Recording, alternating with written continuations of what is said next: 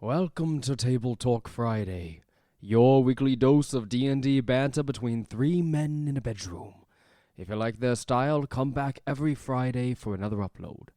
Now, back to the boys. So what about Elden Ring, guys?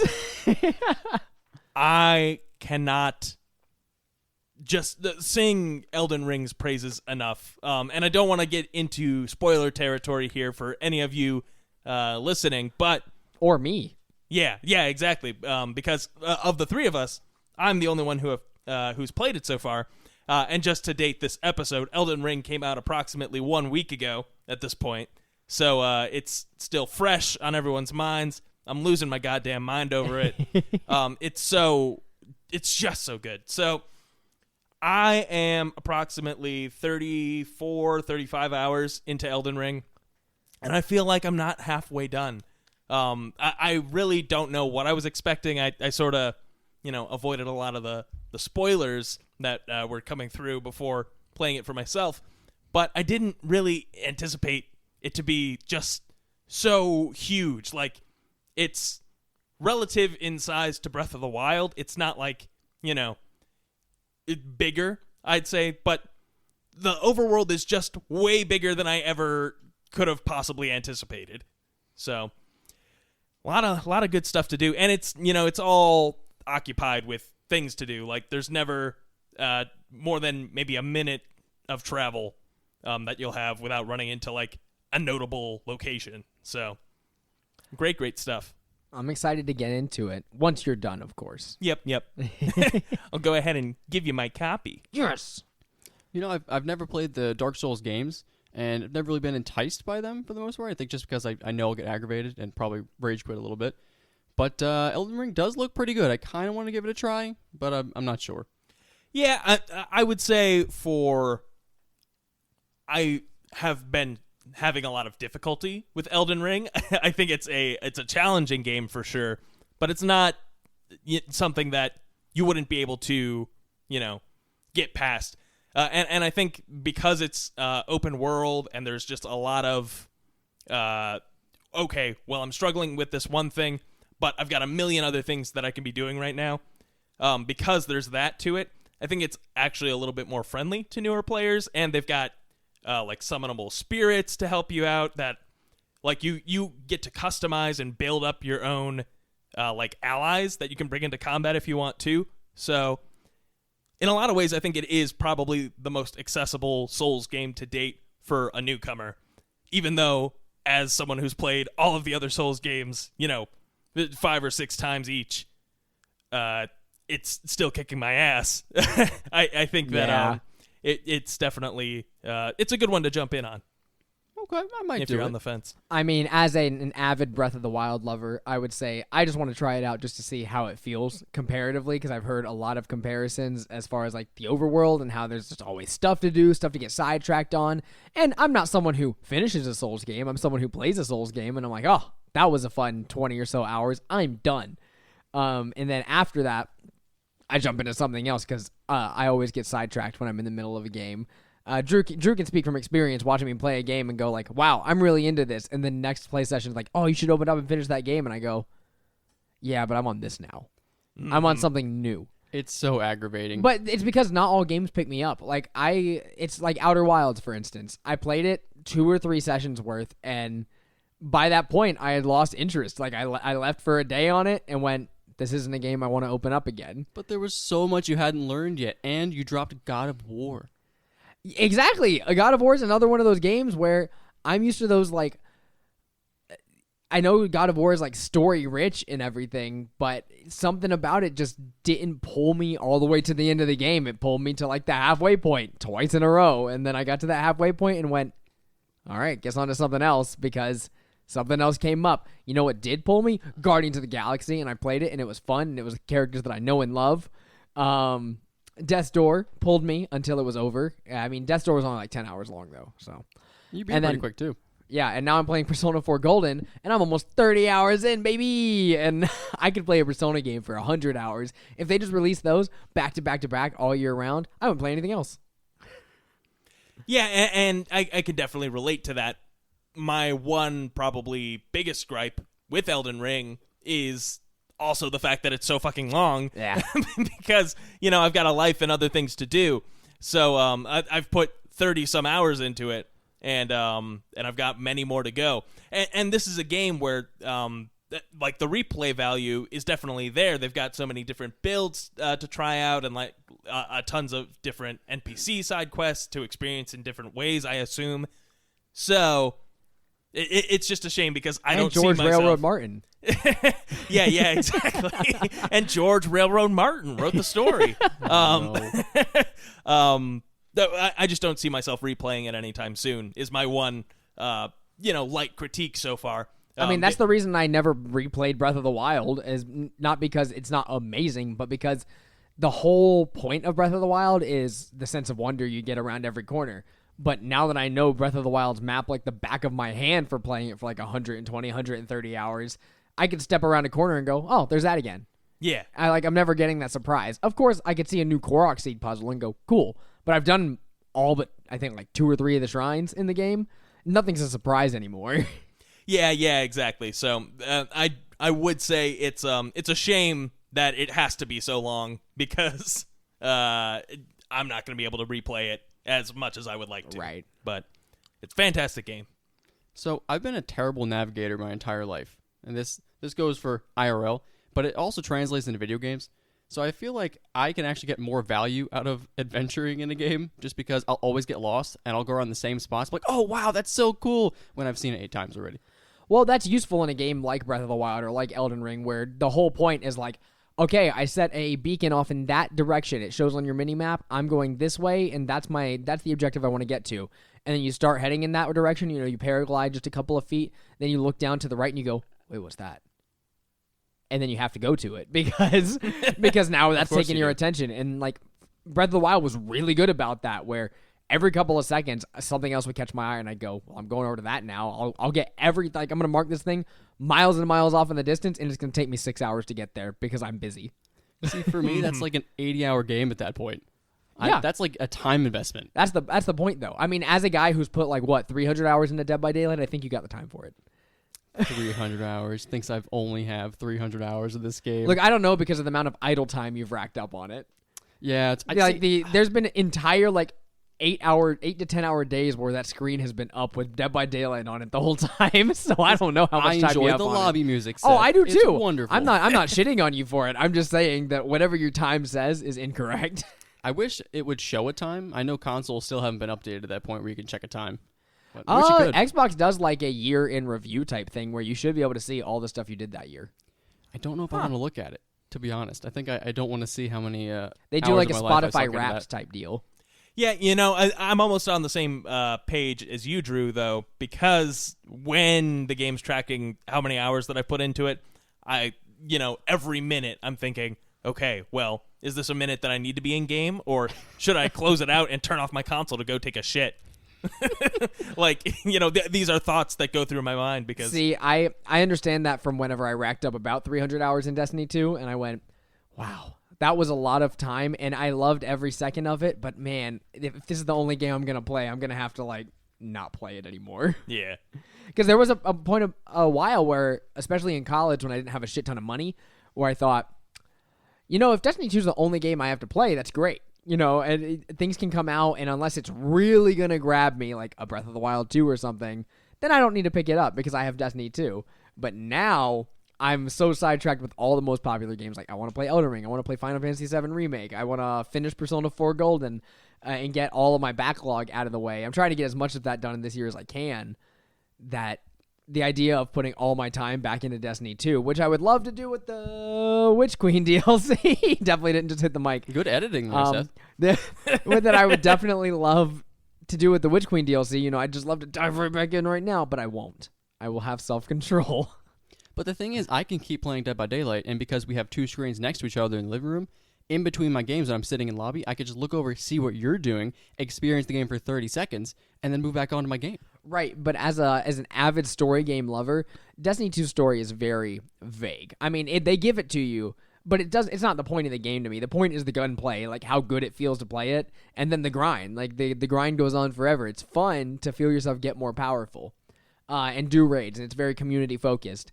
And I love that about Destiny, but the reason I don't jump back in is because I am a person who loves a good narrative, a good story, and a chill like combat system. That's why Persona speaks to me so much, because the combat is flawless for everything I want in a combat system. It's got its weaknesses. It's got the fact that it's got the challenge there. Even on like a normal mode, you're still getting a pretty good challenge out of the enemies, like even just regular enemies.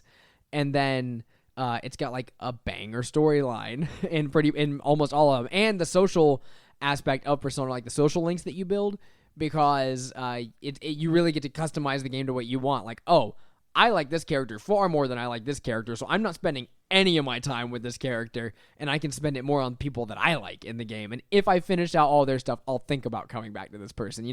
That it has a huge replay value too for that reason, where it's like, well, I didn't get to see any of like Chie's storyline, which is what I'm doing right now. I'm ignoring Chie, who was my favorite when I like first started Persona 4 a long time ago, and I was like, no, I'm ignoring her. She means nothing to me in this run. She doesn't. The second I got a different character other than the Chie, I was like, get out of here, girl. You're not part of the gang anymore. Yeah, Chie. And so now I just focus on all the other characters because I'm like, well, that's 10 social link levels that I don't have to worry about. It's like Ashley or Jenkins in Mass Effect. No, Just not, totally not disregarded. Jenkins. Was it not Jenkins? Caden. Oh. No. The guy who spoiler alert in the first 5 seconds of the game. You're talking about when Jenkins dies and the first 3 seconds of the game. Oh, the best moment in Mass Effect 1, when you step out of the ship at the beginning of the game and Jenkins goes, it falls down. Get ready, player. You are part of an elite force. You're going to go into this planet, save the... Oh, no, he died! Jenkins steps around the corner and gets killed by a drone, just so they can introduce Ashley so you can kill her later in the game. Yep. I've only played the first 5 minutes of Mass Effect, and I can confirm that's exactly what happens. Whenever it happened, Drew goes, what the heck was that? And I was like, that was Jenkins, boy. Because I remember playing Mass Effect every time and just laughing my ass off at Jenkins dying in the first 3 seconds. And we talked about it. By the time we got to Mass Effect 3, I was like, this is for Jenkins. This is for him. That's what it's all been about. Yeah, we get through all the way to the end of Mass Effect 3. We're going through all this stuff. We talked to all of our squad mates one last time, and I go, for Jenkins. I think one of these conventions coming up you're going to, you should cosplay as Jenkins. And see who actually recognizes the character. I 100% guarantee you, I've been to conventions, people will recognize you as Jenkins. Really? Yes. They will. Someone is going to recognize every single character no matter who they cosplay, because that's the kind of people that are here, people who are into this stuff. Speaking of conventions, though, I need your boys' help this week, because I will be DMing at the Playthrough Gaming Convention in Raleigh in a couple of weeks. And I need help creating a one-off so that I can run it 3 times in a row. I'm running 3 4-hour sessions for the players at these D&D sessions, and I got to figure out what I'm doing for it. Now, here's what we got so far.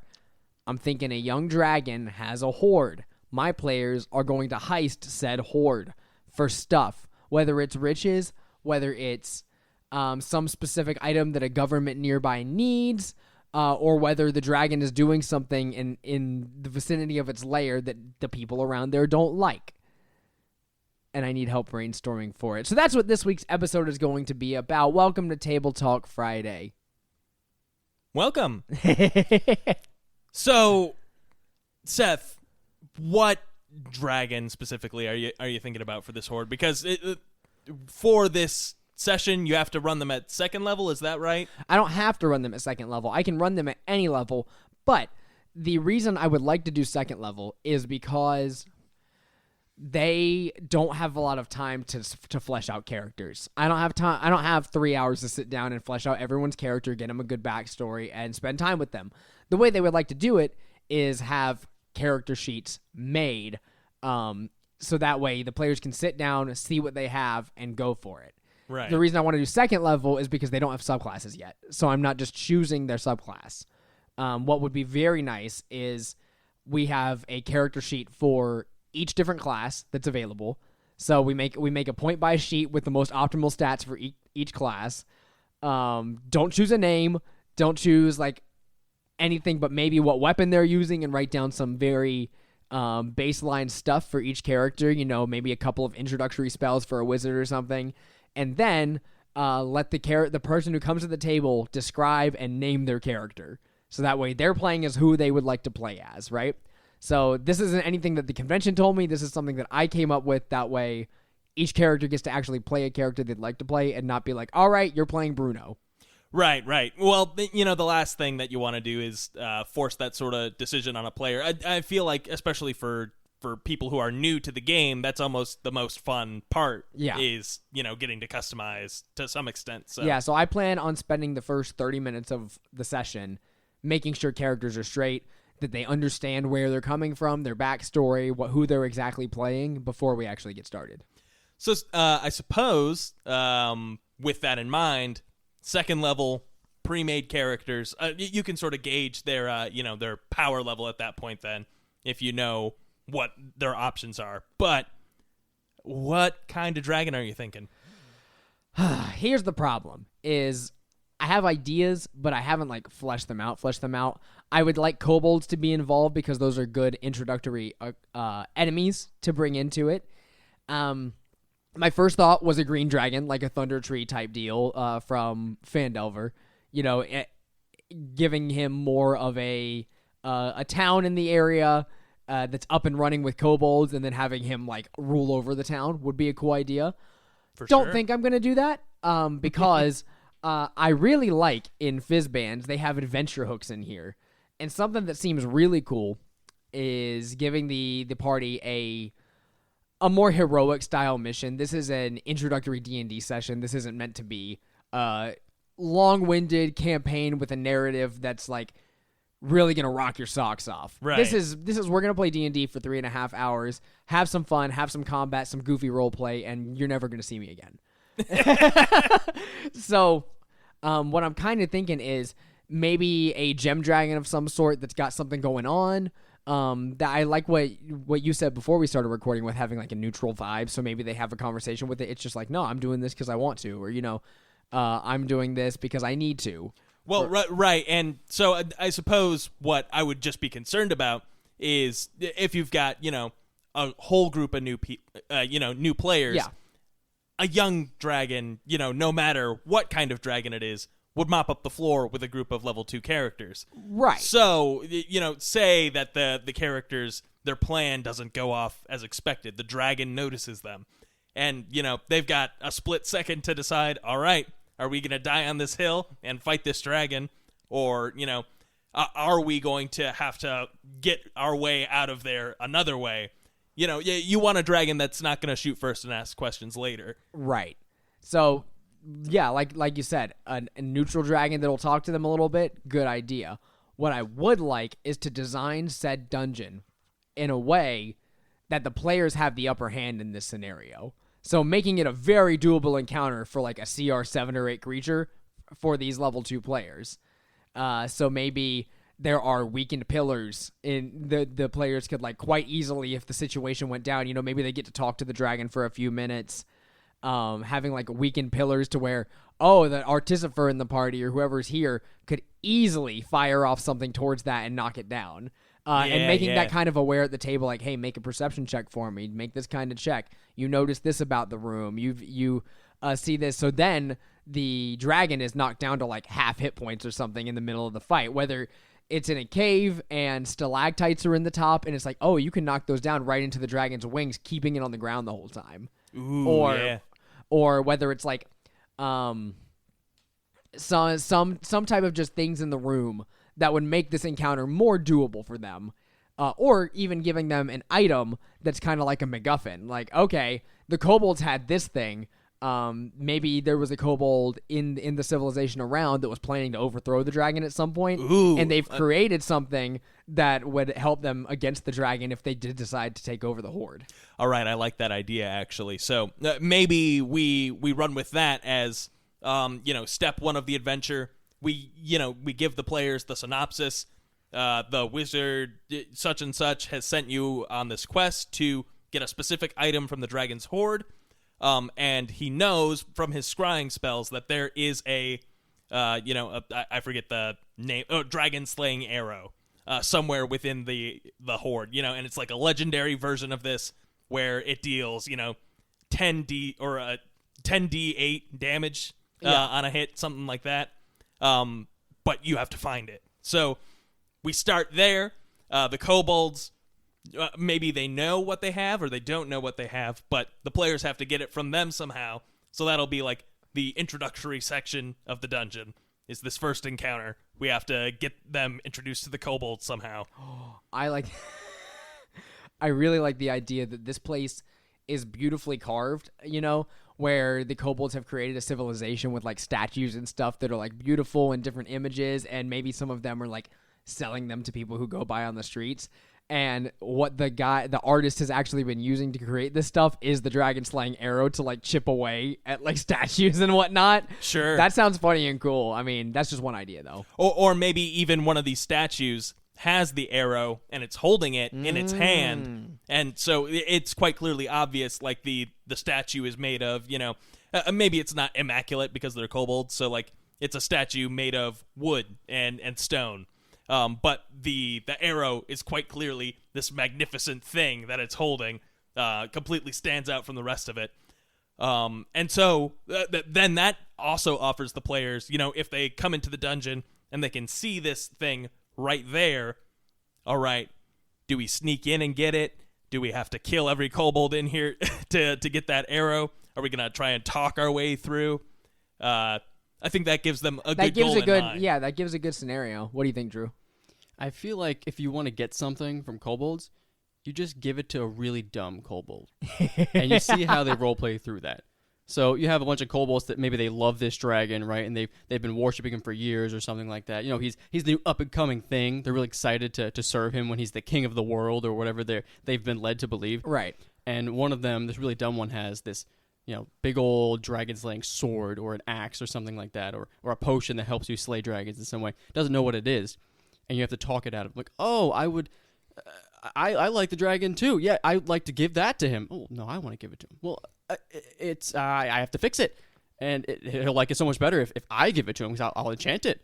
The hard thing about that is I can't account for the murder hobo at the table. Like, No, you're right. Regardless, there is probably going to be a player who's just going to go, yeah, I'm just going to hit him. And I'm going to go, okay, everybody roll initiative. Yeah. And that's okay with me. That's perfectly fine. I'm not planning for this to be any, absolutely amazing D&D session, but I would like it to be something that the players leave the table like, that guy did a really good job. You know what I mean? Yeah. Or like his world was really fleshed out for that one thing. Okay, I like the ideas that you guys are along. What would be really cool to me is if the players fight some of the kobolds at first, like the ones who first come at them. What about the fact that maybe the kobolds have been like trying to turn on this dragon the whole time? Or there's like corruption in their camp. So the party's already fought a little bit of kobolds. They can get a short rest in this time because the kobolds come out and after like losing the fight, they're like, wait. We don't like him either. Why are you guys here? Kind of thing. Yeah, absolutely. Like we've been working on a plan too, and they pull out their. Do you guys ever see Desolation of Smaug? Yeah. What's it called? The gigantic crossbow type deal. Oh, the ballista. Yeah, what was they it? pull out like a ballista or something, and now the kobolds are helping the party fight the dragon with a ballista from a distance or something. Yeah. I mean, they've got the black arrow, and Yeah. they're like, all right, we've got this plan here, but the one problem is everyone's too scared to go and distract the dragon. Yeah. So that's where you guys That's what come I'm in. saying. Yeah. I think that's a great idea. That is a great getting idea. the kobolds in on it, it allows me as well to play up the fact that I know how to role play. Yeah. So when it allows me to like get the morale at the table up. So if I get to play a goofy kobold, and the characters are still like, oh, I don't really know what to do. Well, here's the smart kobold who can cast magic, who has the plan. Okay, so what are we thinking? Is this a like a 3-room dungeon where it's main area, secondary area, dragon horde, or like What I'm kind of intricate? thinking is I can make up a town, whether it's like my town Snowhaven I made up a long time. That's probably what I'll just do is like name it with Snowhaven. Be like, hey, there's a dragon camped out in Hammersoul right now, which is like a mountain nearby. Like, hey, there's a dragon camped out in Hammersoul. This wizard or whoever the leader of the town is now, I'll make up a name. Doesn't really matter. Sure. I'll say Daleth. Yeah, our Maester Daleth. Yeah, Town Maester Daleth has scryed on them, and figured out that there is a civilization of kobolds at the very front, and the dragon's and the dragon is camped out somewhere up top. Go figure out what the situation is with the kobolds, and then figure out how to deal with the dragon. Sure. Or maybe there have been like a group of runaway kobolds that the party knows about. Like, hey, they're kind of unsettled, or I don't know. Should I give them that kind of information up front, or let them figure it out? Maybe there is a way to like environmentally set it up. So maybe you set their expectations with, let's go take out these kobolds. But then once you get into the area, maybe so if it's a town outside, then maybe on the outskirts you run into a band of orcs who have been terrorizing this town currently occupied by kobolds. And then, or maybe not orcs, maybe something that doesn't talk back. Right. So like, carrion crawlers or, mephits, something that the players get to fight. And then by taking out this threat, the kobolds are inclined to, want to side with them in some sort of way. So maybe, they're distrustful, but they see, oh, you guys are big and strong. Let's come to an agreement here. That sort of thing. Okay.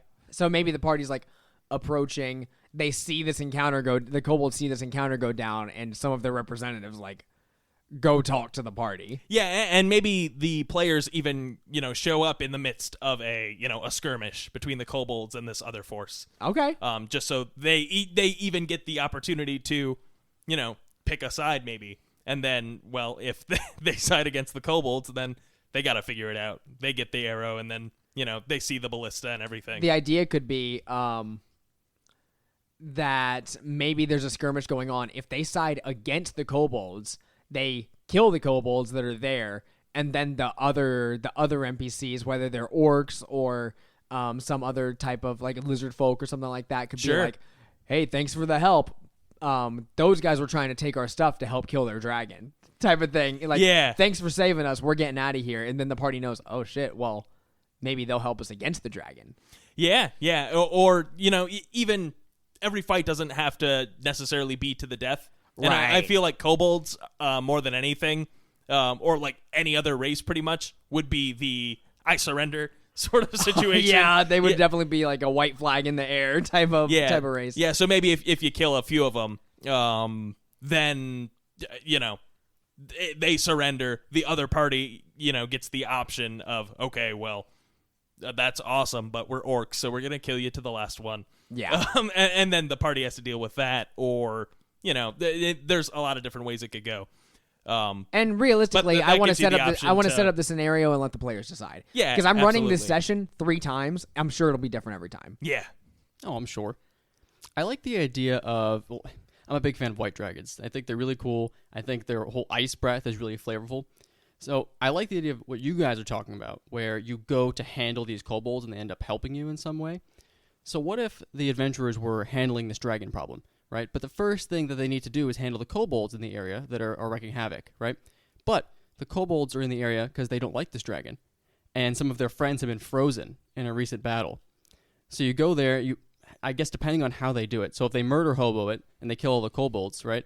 At the end, whether they start a fire or, the kobold's been thawing out for a little while because it's a young dragon. He hasn't fully frozen them all, right? They're all frozen. You could free them, and they can come with you. If you choose not to fight all the kobolds, you get a whole bunch of extra forces that could come with you. You could join it with the ballista idea. So that way you have 2 positions, right? Kind of like boats where you have to man different spots. You have one person that mans the ballista in the fight. You have one person that leads the charge of the kobold army into the dragons, and then you could pick up some other positions.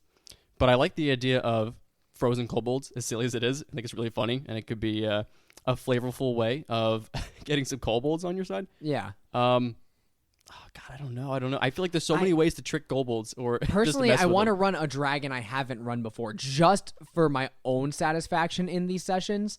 So I run black dragons, a tiny bit of red dragon with Clouth, but not really. Blue dragon, obviously, we ran blue dragons. I've now run a sapphire dragon. And I've had white and silver dragons present. I would like to run something different. I'm not exactly sure whether it's a gem dragon just because those are new.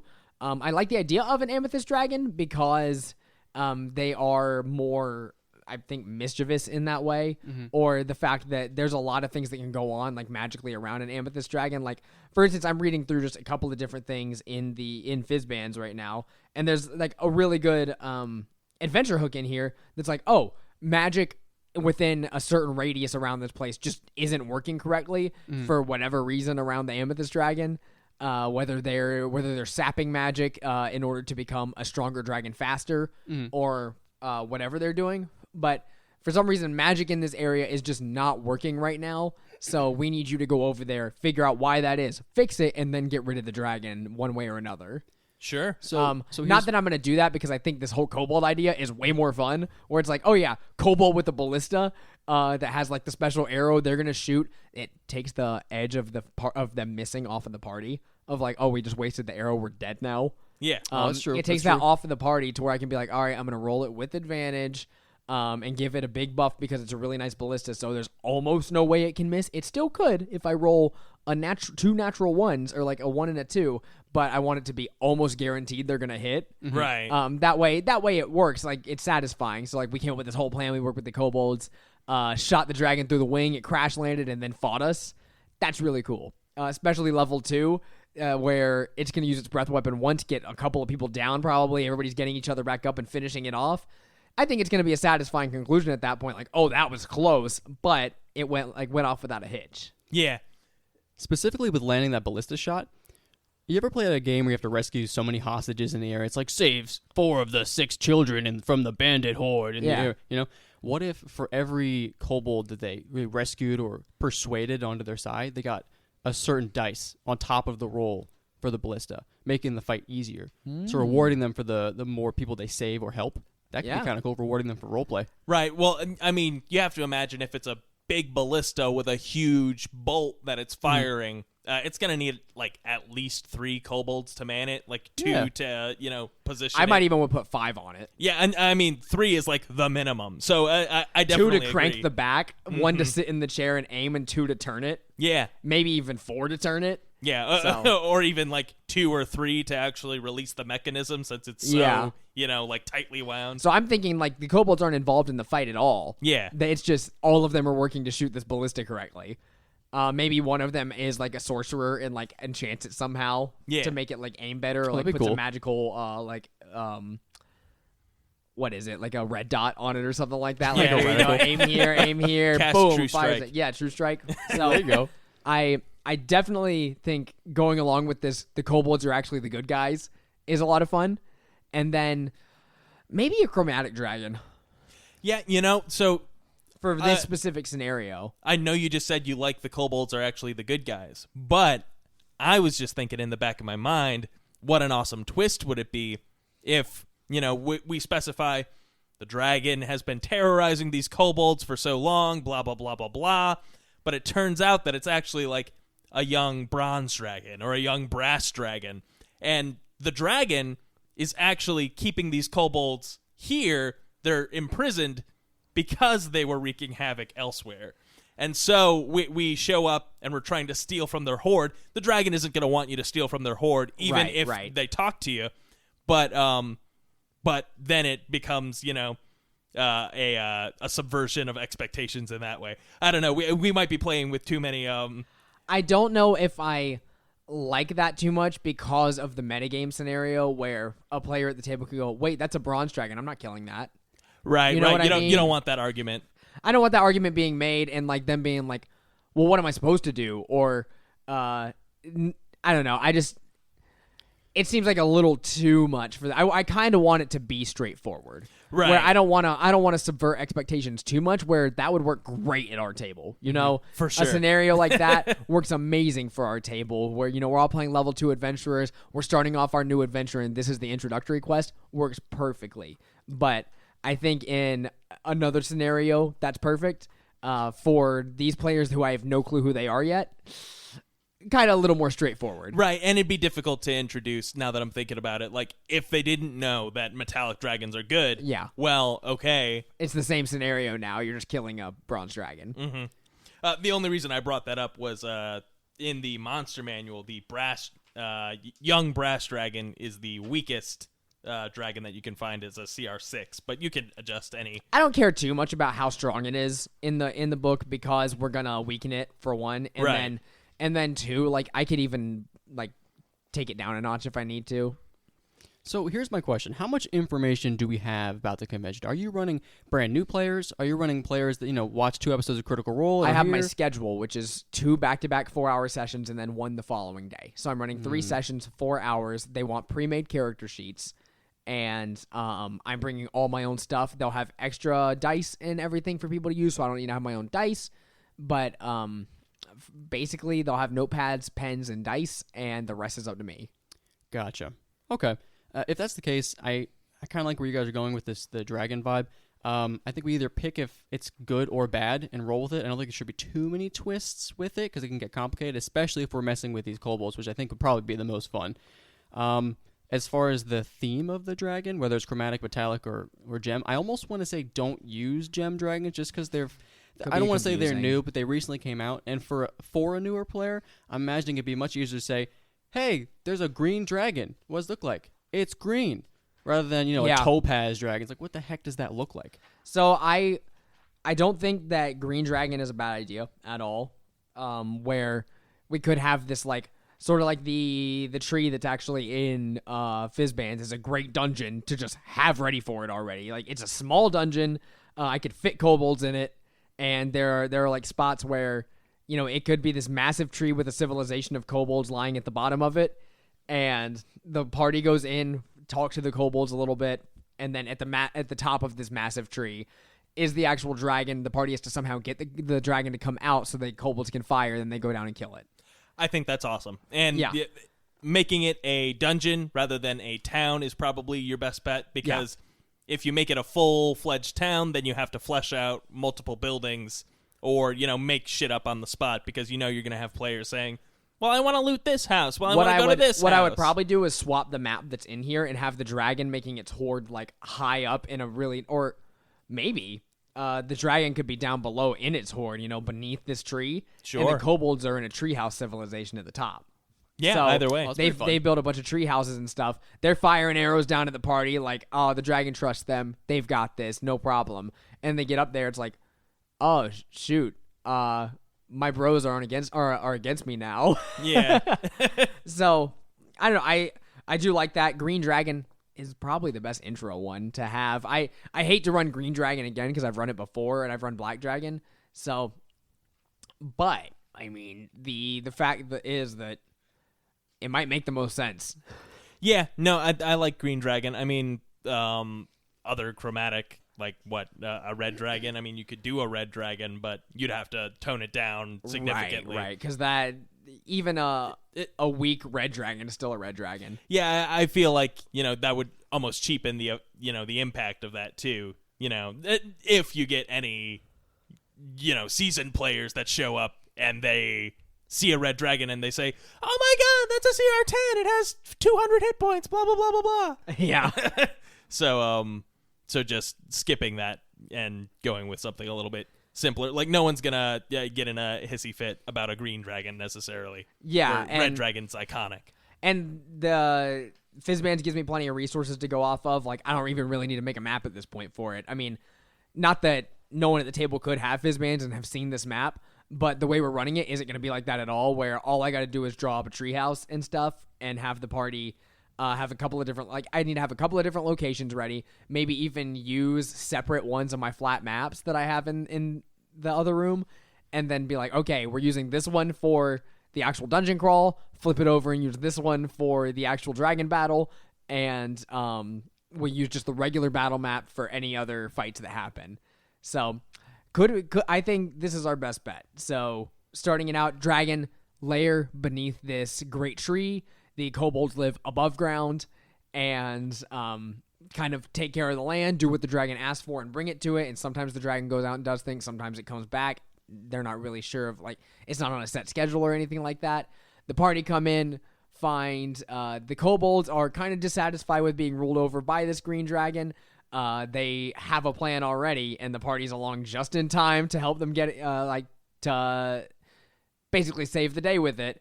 They need to go in, get the dragon to come out. So how do we get the dragon to come out? Right. from its horde. Live bait. I mean, I guess there are a couple of options. One thing to think about with green dragons is they're very mischievous. They like to play tricks. So, can we play with that at all? See, I really like the theming of the forest right now because we have the green dragon, we have the tree, we have these like tree-based kobolds that are living up in the foliage, right, in their little houses. So what if there was something that maybe made the tree grow or stop growing, and it was a prized artifact of these kobolds? Maybe the dragon stole it.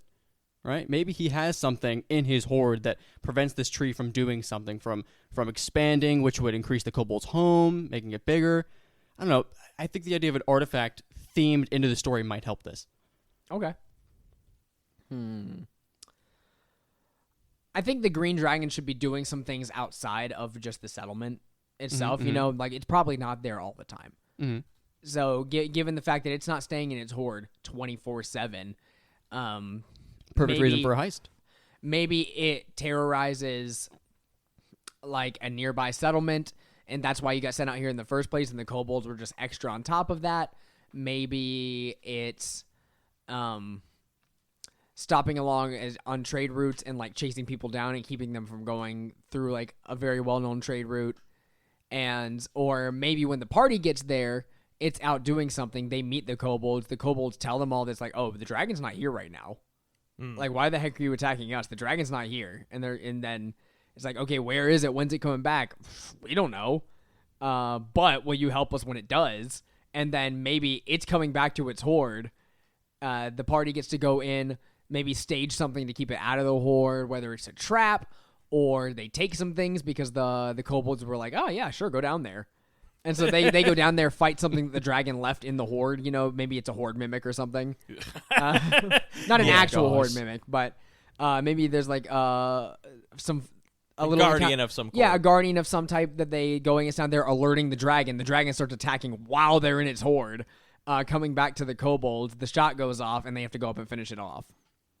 Oh, you were talking about the horde mimic, which obviously would be too much, but I love the idea of just individual coin mimics. They're really small, and they start sticking to the... Oh, that'd be so funny. It's like these little tiny things they stick to your arm, start chewing on They open you. up a chest, and just a bunch of coins pop out and start eating them. Yeah, that'd be a funny, easy encounter, too.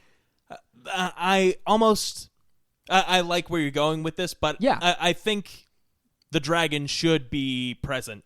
Okay. When the players get there, just for the simple fact of, I mean, I suppose if there's like a guardian in the horde, then that would keep them from stealing from it, Right. sort of. But like, if the players don't want to talk to the kobolds and they Right. kill them all, and then they run down into the horde, and you know they just haven't had the time to put all the pieces together, what are you gonna do except for either let them take the treasure or have the dragon show up and kill them all? Right. So That's whenever they go into the horde and find a dragon slaying arrow. right.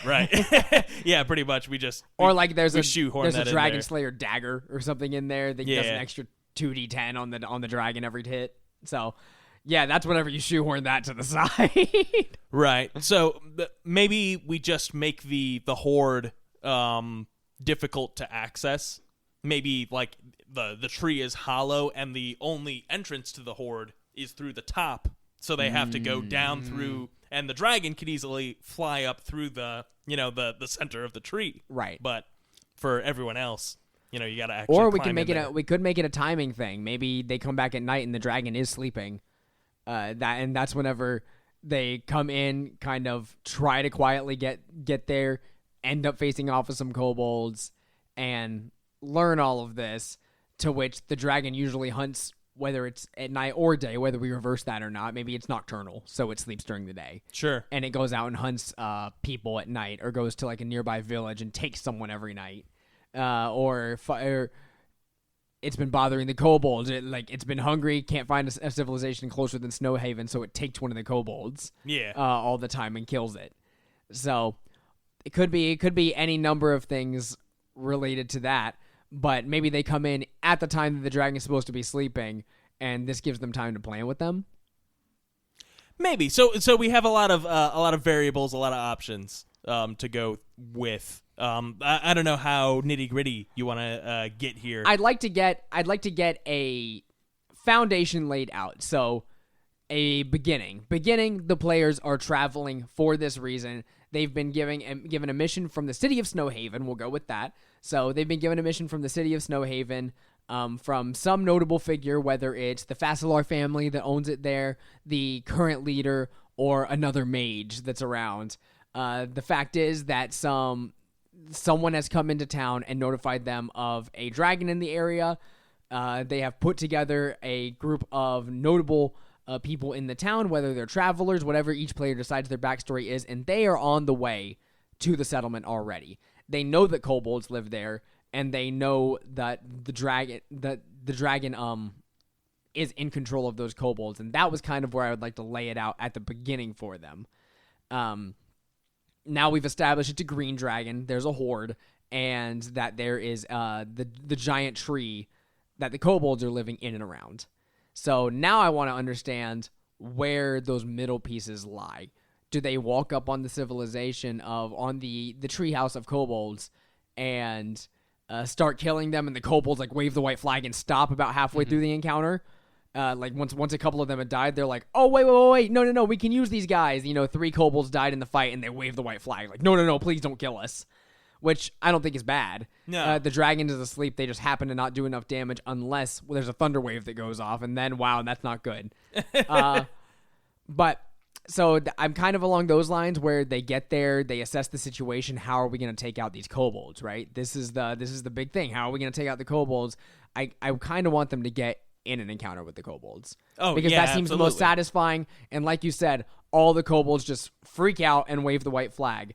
If the characters kill the kobolds they're in combat with, there's probably more. Where, okay, let's give them a chance to talk. So it's like you killed all the kobolds, and one shouts down from the top of the tree like, "Hey, we don't want to kill you. Like we've got a problem. Will you help us?"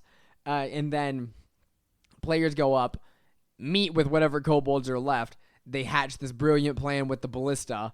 And whether they've been hiding it in the tree or something, or the dragon never bothers us, he never comes in any of our buildings. Yeah, So, I mean, we had this ballista the whole time for intruders. yeah, yeah. So we've been planning this for a while. Will you help us? The party says no. They fight the kobolds, and they're kind of screwed after that. I mean, maybe they can use the ballista themselves then. Yeah, sure, and maybe. In this case, I think the dragon shouldn't be there.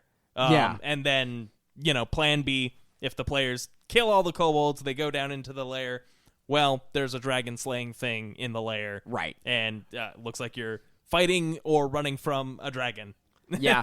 And I could even use chase mechanics to have them run away from it. Yeah, sure. Or the kobolds have some sort of like wagon or something that they take down the hill, and the party has to get in it and roll themselves down back to the bottom of the mountain. That would be fun. You see, now I kind of want the ballista to be mounted on the wagon. And they have to, that's cool. like it's a chase. They're rolling The kobolds have downhill. made a war machine Yeah. to fight the dragon. Okay, we can go with that. We can use like a Tormentor style stat block from Avernus. Sure. With less health and made of wood. And it's easy to burn. It starts searing away if acid gets on it from like the dragon's breath. And maybe they legitimately, the kobolds are going away on this thing. The players have to lure it out somehow, whether it's shouting down to the dragon or honestly, I might just let them come up with the way they get the dragon out. Yeah. Like, you guys have to be creative for this, because if you go down in there, you're probably going to die kind of scenario. Sure. And if they go down there, they get attacked and they run, totally fine with me. But I think that's a scenario where, the players will come up with something for me. That's something I would just let you guys do. That's something I wouldn't even prep. Yeah. Like, that in 90% of my prep that I do, I wouldn't even prep it. I just go, they'll figure it out.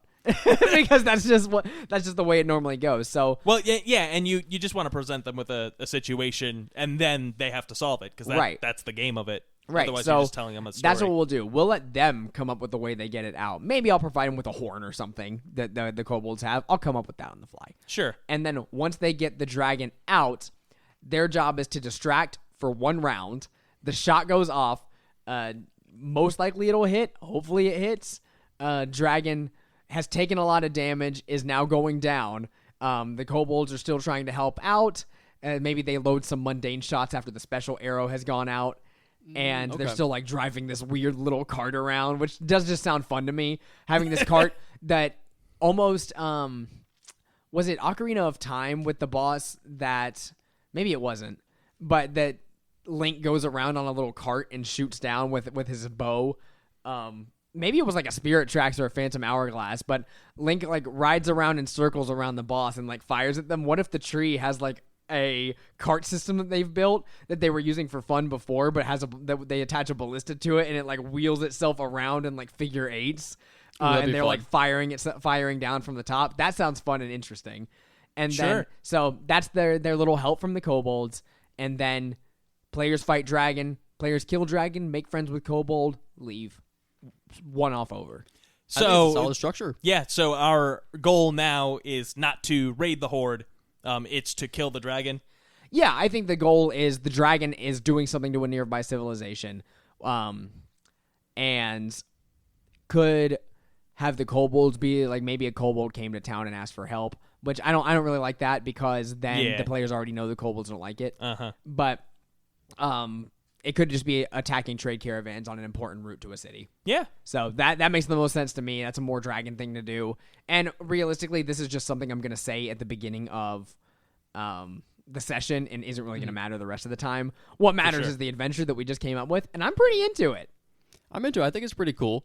I like the idea that if you need to have the kobolds there for any reason, you can always say that the dragon protects that tree because that's his favorite place, and there's deforestation going on. You can take the classic route of humans are deforesting the area and they're ruining it, and this is our only safe place. Yeah.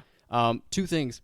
If you want to use the ballista, I say if you want to make it really easy, give them lair actions, basically. So at the end of the round, they could just shoot off a ballista bolt, Yeah. and it does so much damage. And additionally, for fun flavor, if they do fight these kobolds at the top of this giant tree, you definitely need to put the suspense in that they could fall out of this tree. Oh, yeah. 'Cause that would be the so cool. dragon might even use an action to like bite the track of whatever they're riding on and then and knock them down. Oh, absolutely. If you can thunder wave a After couple it's kobolds taken a off, ton too, of damage, ooh. though. Yeah. Because I'm thinking maybe round one, the dragon is still able to fly. Like this initial blast, like really damaged it, but it's still able to fly. And then round two, they shoot the ballista through one of its wings and it falls to where the party now is able to all attack from the ground, especially for the inevitable melee fighter we'll have. Yeah. And then finally, with the dragon's action, it like uses its breath weapon, but in a way that obstructs the tracks and knocks them down. So they've already had 2 rounds to fight this dragon. It finally uses its breath weapon, hits 1 or 2 of the party members, and like knocks down the tracks. And then after the tracks are now broken, the party are on their own, but they only really need 1 more round to kill it, and it's over. And keep in mind, you actually, if this is a giant tree, kind of how I'm picturing I'm it, picturing it too. you don't actually have to kill the dragon. You just have to do enough damage so that its wings don't work and it falls. Yeah, but I'm picturing it as like a 60 or 70 foot tall tree. It's not going to take that much damage. Well, if you shoot a whole bunch of the ballista and it's like, oh no, and its wing fails, it falls 70 feet, I think it's perfectly reasonable for the dragon to die. Yeah. I mean, that's fair. I'd like the players to kill it. I think it'd be pretty cool if they shot a firebolt or an If arrow. that's and their just plan, fell. That if would be that's sick. their plan, I'm all in for it. If that's not their plan, I want one of them to like kill it. You gotta smash the cart into it. Yeah. Oh, that so would be sick. cool. That would be super cool. Oh. It's like a murder cart. It's got bombs in it, and they drive it up and slam it into the dragon in midair.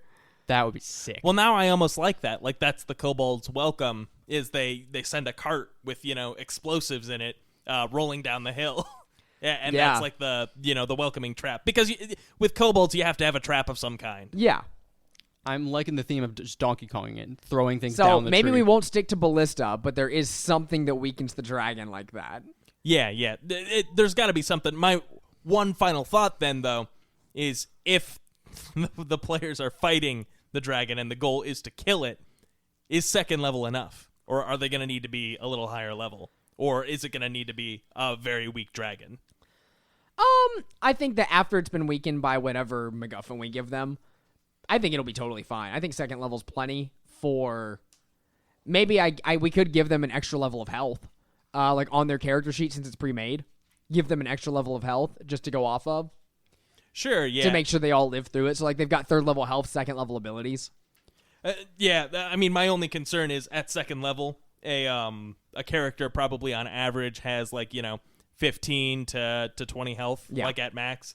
And a green dragon's bite attack does 15 damage on average. And their claw does 11, and they make 3 attacks in a turn. That's fair. That's fair, because then you could easily be like, okay, it breath weapon last turn, now it knocked 3 of you down the next turn. So it's been, maybe we have it be damaged a little bit. It fights for a round or 2, and then it tries to flee because there's no way it wins. Yeah, or maybe the dragon is sick and it's been attacking, trade caravans because whatever it usually goes after, just, it's been hunted to extinction. The wild oxen, it doesn't have anything to feed on, so it's really hungry. It hasn't been getting all that good nutrition in its diet. It's got to eat people now. Yeah. Yeesh. And the easy way to reason with that is you said they were messing with people in the nearby towns and caravans, right? So when the dragon shows up, which we already said it's probably going to come back at some point, it's got some arrows in it and some slashes. Yeah, from adventurers I could that are trying to fight it. make a weaker stat block for it, like a pale green dragon. Yeah. Oh yeah. Yeah. And I think it's fun to say it shows up with arrows in it because that makes it more fun. Yeah, Yeah, that's true. absolutely. I agree. That's Okay. a requirement. So weakened green dragon will say it doesn't deal as much damage. I'll lessen the damage dice of each of its attacks. Okay, so So- maybe some of its teeth are knocked out. Yeah, its teeth. Some of its teeth could be That's knocked fun. out, and it could be have broken some of its claws. Yeah. Oh, there you go. Okay. Like, it hasn't gone well for it so far, but it's trying to make it. Kobolds know this, and they're willing to, like, as long as they get to split the horde with the players or something, are willing to strike a deal. I love this. That works for me.